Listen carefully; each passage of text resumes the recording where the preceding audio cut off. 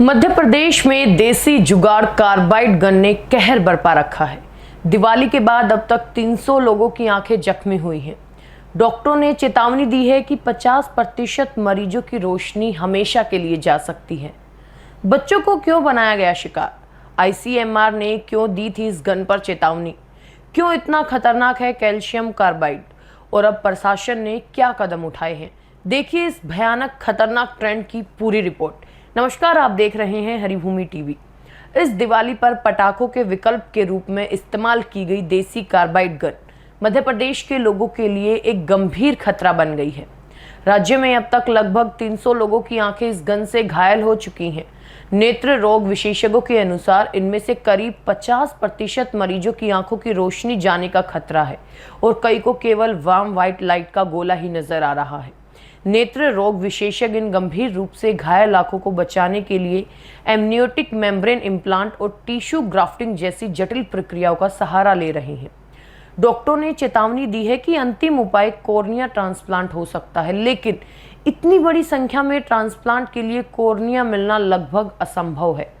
भोपाल के विभिन्न अस्पतालों में ऐसे 162 केस सामने आए हैं। ग्वालियर, इंदौर, विदिशा समेत कई शहरों में 7 से 14 साल तक के बच्चे सबसे अधिक प्रभावित हुए हैं। बड़ी संख्या में लोगों के घायल होने के बाद प्रशासन जागा है। गुरुवार रात को कार्बाइड गन बेचने, खरीदने और स्टॉक रखने पर रोक लगा दी गई। भोपाल और ग्वालियर में गन बेचते पाए गए 2 लोगों को गिरफ्तार भी किया गया। भोपाल की बाग सेवनिया पुलिस ने एक आरोपी को गिरफ्तार किया, जिसके पास से 42 कार्बाइड गन और 1.5 किलो कैल्शियम कार्बाइड जब्त किया गया। ग्वालियर में भी एक व्यक्ति को गिरफ्तार किया गया, जहां कार्बाइड गन से आंख चोटिल होने के 36 केस सामने आ चुके हैं।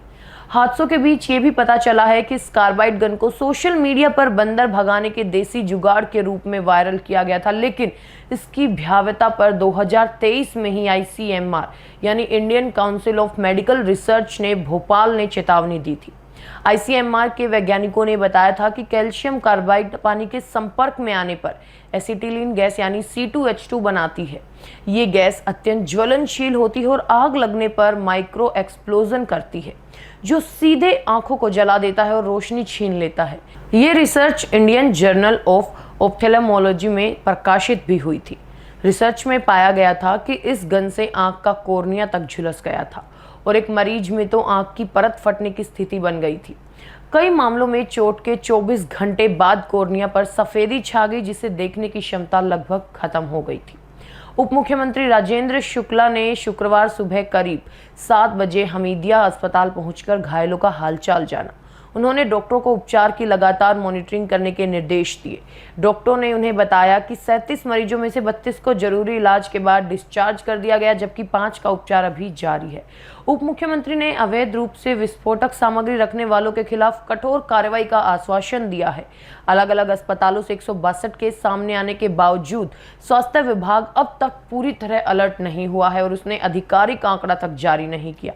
नेत्र रोग विशेषज्ञों के अनुसार कार्बाइड गन से आई चोटें रासायनिक और गहरी हैं, जिनका इलाज पटाखों से आई चोटों की तुलना में कहीं ज़्यादा मुश्किल और लंबा हो सकता है।